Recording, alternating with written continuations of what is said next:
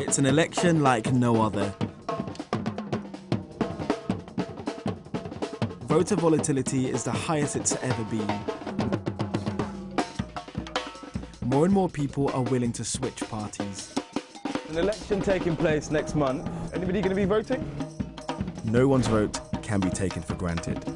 Well, I still haven't made my mind up. I just can't be bothered with any of the parties. Having a December election is absurd. This election is taking place against the backdrop of a bitterly divided country.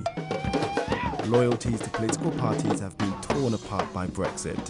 They were misled, and it makes me very angry. It's time they get it done. It's not going to be Boris Johnson, put it that way. Voters are now open to persuasion like never before.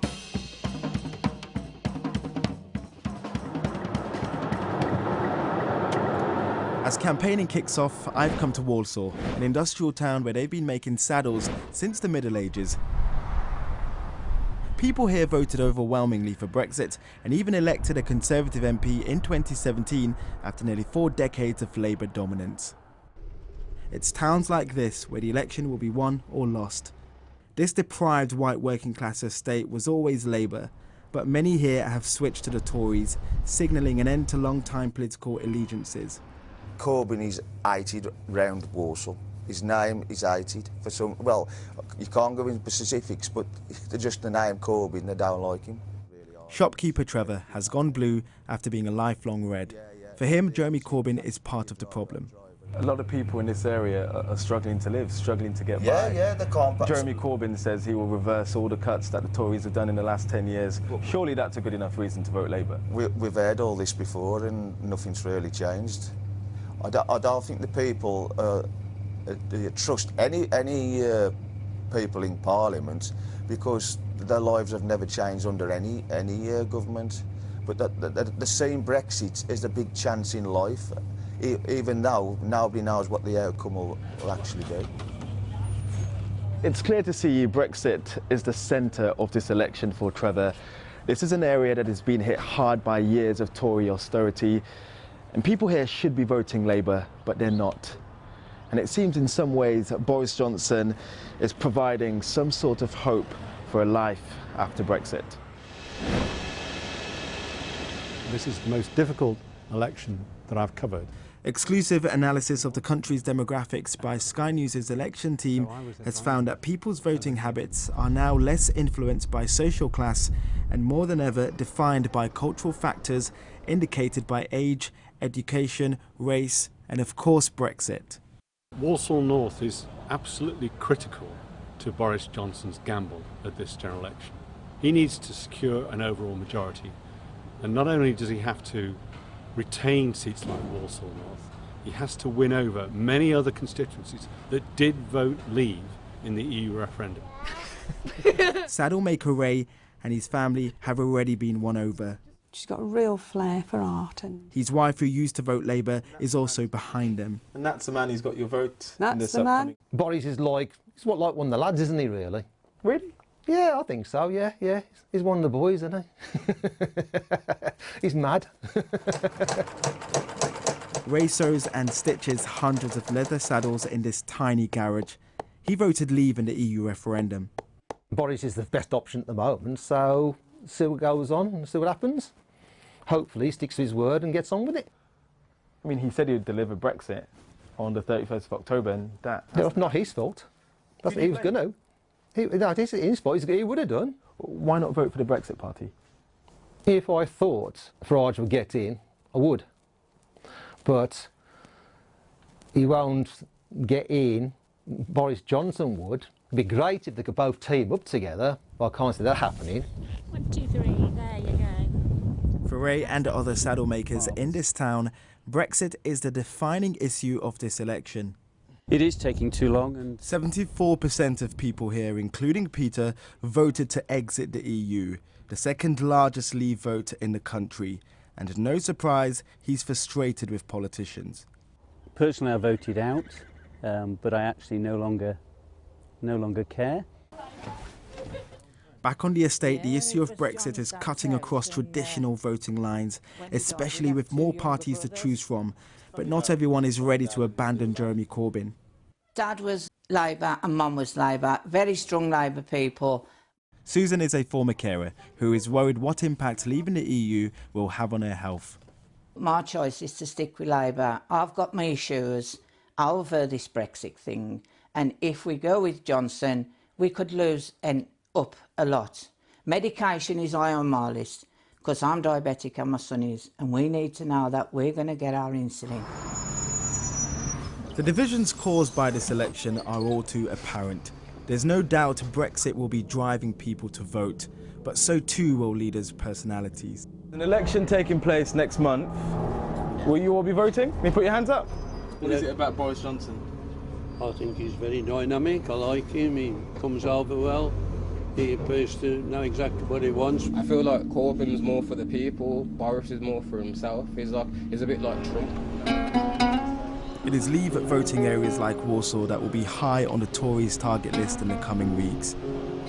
But if Jeremy Corbyn wants to be Prime Minister, he will need to win big in Remain cities like Bristol, even among the middle classes. 100 miles south of Warsaw, along the M5 and across the iconic Clifton Suspension Bridge, is the Bristol West constituency, a Labour stronghold, but one that is now threatened by a pact between the Liberal Democrats and the Greens. Jeremy Corbyn can rely on supporters like Jude, who voted to remain along with 79% of people here, the third highest in the country. I saw him on Saturday at a rally speaking, and I got quite emotional actually. I was crying, and so were an awful lot of people around me. And seeing someone like him speak is emotional for you, is it? Yeah, hugely emotional. Why do you think people just don't trust Jeremy Corbyn? I don't know, because I do. He has been undermined by people who have a lot more money and a lot more power than he has. But I think when you go to working class areas and speak to people who are struggling to put food on the table, they don't believe, they don't see your vision of what you see of Jeremy Corbyn. Yeah. They don't believe in him. They don't believe he is the man who should be leading the Labour Party. It's a shame, because he is. He is absolutely the man who should be leading the Labour Party.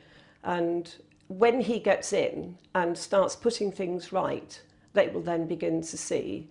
That's the Corbynista view, but Jude's vision of Jeremy Corbyn is not shared among Remain supporters, even her neighbours. Across the road is former Labour supporter Ruth, who has gone green.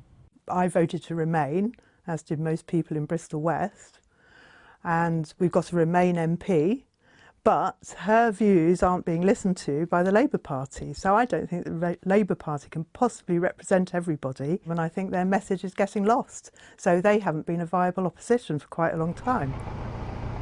Even here, Brexit has destabilised the two-party system. No seat is safe under these conditions. Voters are becoming more volatile. They're behaving more and more like consumers. And in a constituency such as this, where it voted heavily to remain within the EU, they will decide, probably on the day, which is the party best placed to keep the UK within the EU. And that might not necessarily be the Labour Party.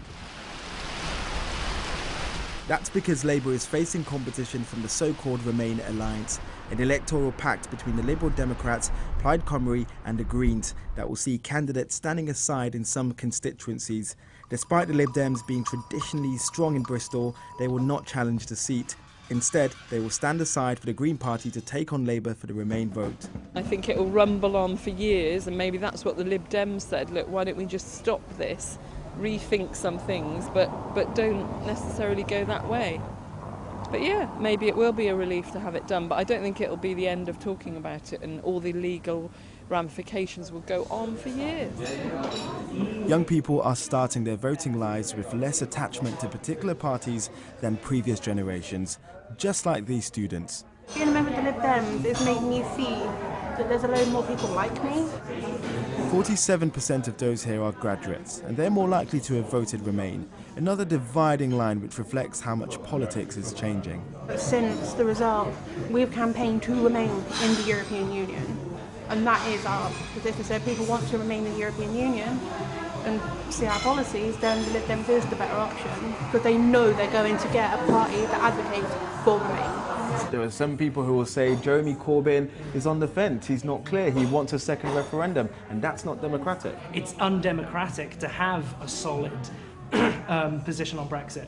To say we will do this or that is undemocratic. You've got to be open to people, you know, fulfilling democracy and having their say, having their vote. We've had, what, 10 years, coming up to 10 years of austerity.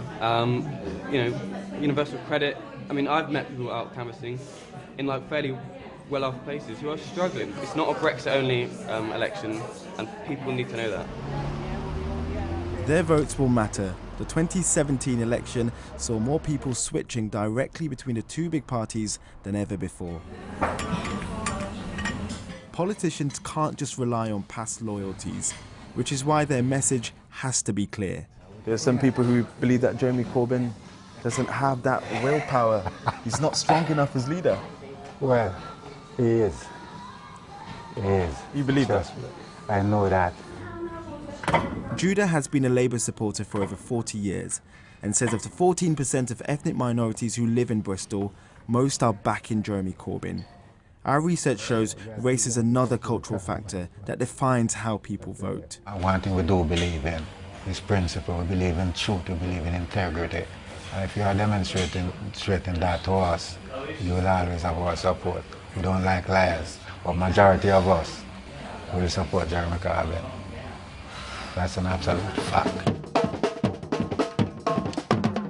The next Prime Minister will ultimately be decided by voters in cities like Bristol, fighting to change the result of the EU referendum.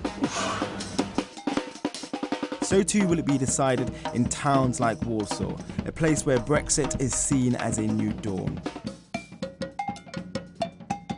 With the country in the midst of one of the most unpredictable election campaigns in decades, the days of people staying loyal to a single political party over multiple elections has become a thing of the past.